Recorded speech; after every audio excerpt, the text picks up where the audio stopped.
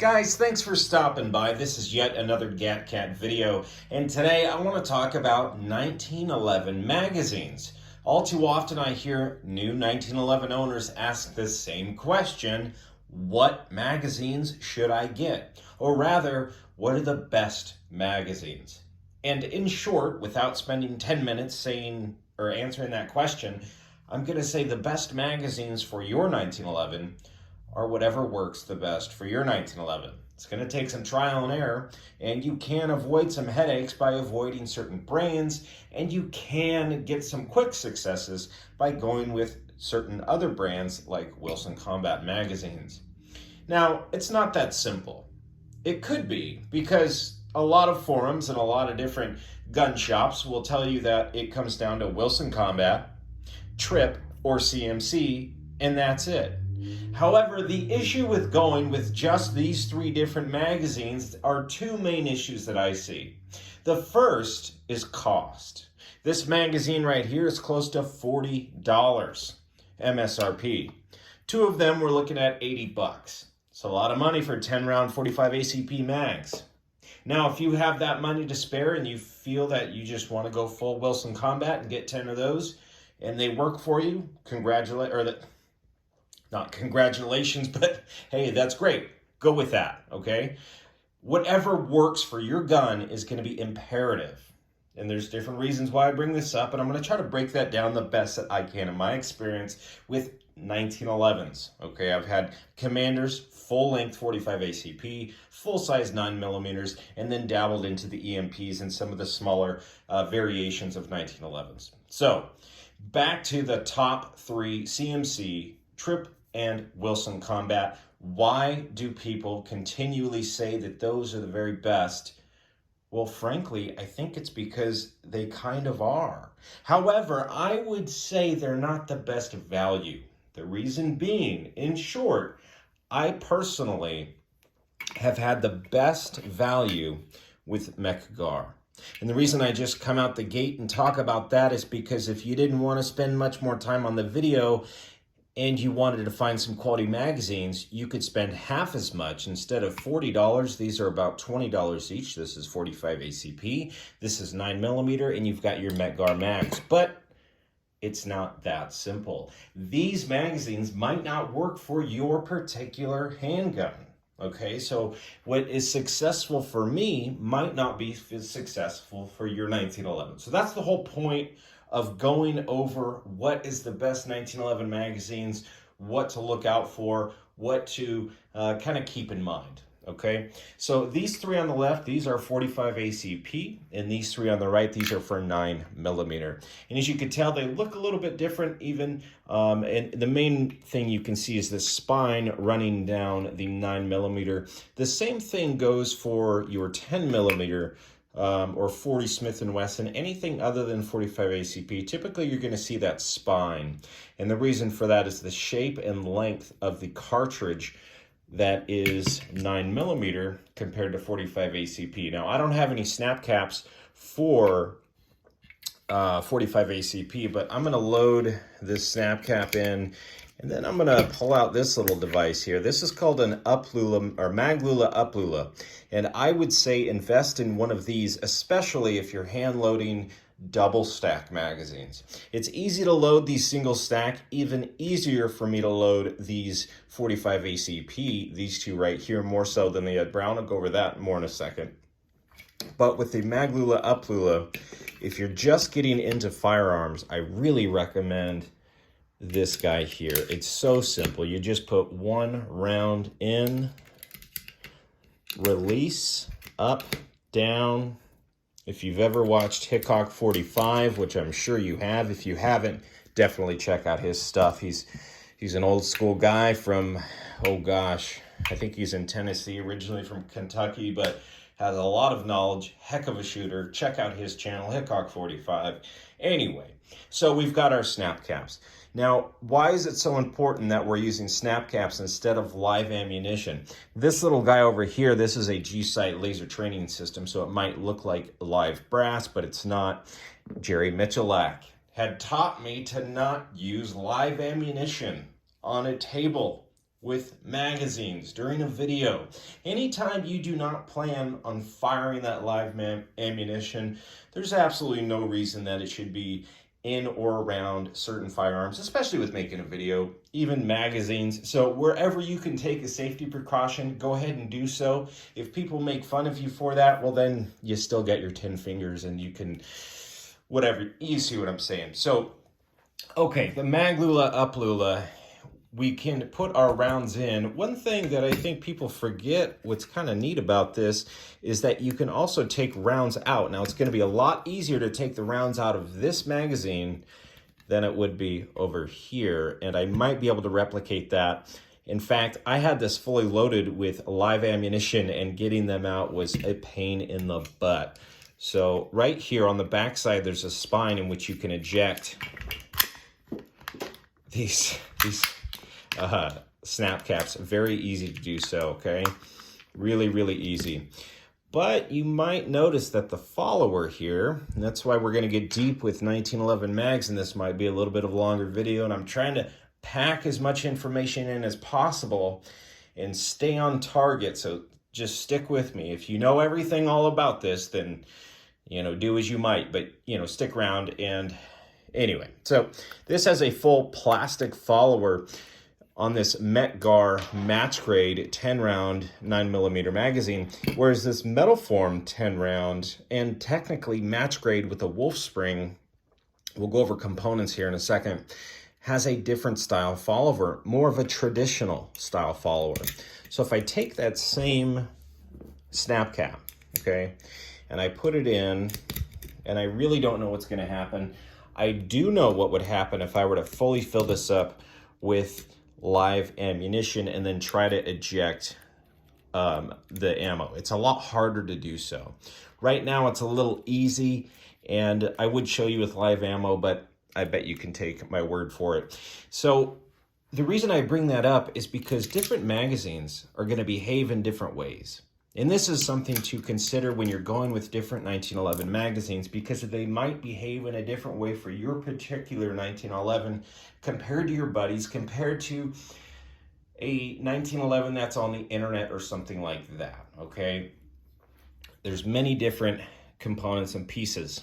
You've got the body, the base plate, the spring, and the follower. And then sometimes there's a few other things. This is a standard 8-round Mec-Gar magazine. My very favorite on this entire table, this one right here. I can get these for around $19 from a particular supplier out of Florida. I don't know if he's still in operation. I may put the link in the comments below. But right here, we've got our like base pad, essentially, and then our spring. Up top is our follower. I prefer plastic followers, and it's so easy to get in there and clean that out, okay? And that is essentially what this magazine is made of, and most 1911 magazines are made of. And in that is where we find our quality and where we find our consistency, okay? So that's super important, that you find magazines that are consistent. And why is that most important? These two magazines right here, this one and this one, both came with my Springfield 9mm target model. I don't know who makes these magazines. I doubt they're made from the Springfield factory. In fact, I would venture to say they're made by either Metal Form or Mec-Gar themselves, but at a much cheaper rate. There's just something cheaper going on with these magazines. As you can see, they're the only magazines on the table that have these spine pins in them. You see on the back where those pins are right there? I don't know if that's good or bad, but I do know that getting 9 rounds into these 9-round magazines is sometimes impossible. One of them, it can happen sometime. The other one, not so much. They're inconsistent. And so that's the reason why I think so many people go back to Wilson Combat, Tripp, and CMC, or Chip McCormick, is because those magazines are extremely consistent, okay? In my experience, Mec-Gar has been just as consistent at half the price. All right, so that's one thing I want to throw out there. Ed Brown also makes a fantastic magazine. In fact, they have a trade-in program where you can send them any magazines of any 1911, and they're going to give you a credit towards their own magazines. And you might find this advantageous if you've got a box full of old rusty, dirty, broken, nasty 1911 magazines that you got from Granddad, and you want to trade in 8 of them to get back, let's say, 3 or 4 brand new Ed Browns. Well, they have the trade-in program to do so.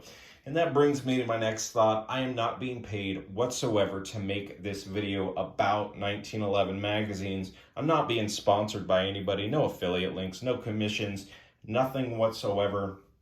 In fact, I don't even have 1,000 subscribers. So if you could spend your time clicking that subscribe and like button, I'd really appreciate it. But as we move on to different components within magazines, we're going to set this stuff to the side here. Well, I'll show you how easy it is to put it all back together real quick. We'll do the follower back in there. So after you've cleaned it up, and you might want to clean these up every 1,000 or 2,000 rounds, something like that, or if you have an issue. And that brings me to my next point with magazines. If you find yourself having issues with 1911s, and oftentimes there are issues, there's 2 things to check first. The first thing to check is ammunition. Is the ammunition right for your gun? In my case, I found that reloads were not working in my 1911 Springfield 9mm. The casings were expanding just a bit too big, and the chamber was a bit too narrow. And I think that chamber was narrow for whatever reason, maybe accuracy or tighter tolerances, but it needed to be widened, and thus it just wasn't working correctly. So you need to find out what's going to work for your particular case, if it's ammo, and then if it's not the ammo, could it be the magazines? Are the magazines pushing the ammunition straight up and nosediving into the top of the breech? So those are the 2 things to first consider when you have malfunctions, and that's why magazines are so important. But again, all of these magazines would cost a whole different amount of money depending on where you find them. You can go onto certain websites and find magazines for $7.99. I would not recommend buying these because they are unbranded GI magazines and you really don't know what you're getting. So I do recommend spending at least the money into the metal form, the Mec-Gar, and if you want to go Wilson Combat, Tripp, and CMC, understand that they cost more, and you may not need to pay all that much more. So again, going back to Ed Brown, the reason I prefer Mec-Gar over Ed Brown, to be honest with you, is the follower. I just prefer the plastic follower over, and we'll do that same comparison with our Mec-Gar and metal form in 9mm, because those are the snap caps I've got to use. I don't have 45 ACP. It's so much easier to take these in and out. And with that smooth follower, I have found more success in this magazine than this one here. Now I've got 2 on the table of the same kind. I've got many of the same kinds of these magazines, but I bring that up because a small cut had to be made. I don't even know if you could see it, but a small cut had to be made within the follower in order to eject the magazine properly from these metal form magazines. Again, these are fantastic magazines, but they were not working correctly in my gun, whereas they might work perfectly in your gun. Other things to consider are mag pouches. If you've got different magazines for different mag pouches, if you're going to do some training and things like that, what mag pouches do you want to run for your for whatever you're doing? So that's another thing to consider. So all that said, there is a lot that goes into magazines in 1911s. There's a lot of opinion out there. Some people say stay away from XYZ. I'm not going to go that route. I'm not going to tell you to stay away from anything, nor am I going to say buy anything specifically. But do your homework. Find out what works best for your particular case. And if you run into trouble, seek out a very seasoned gunsmith, okay? And find out why the problem is the way it is. That way, when you move forward, you can learn from that and understand what mechanisms are going to work best for you in your application. As always, have fun, be safe, and shoot great. We'll see you next time.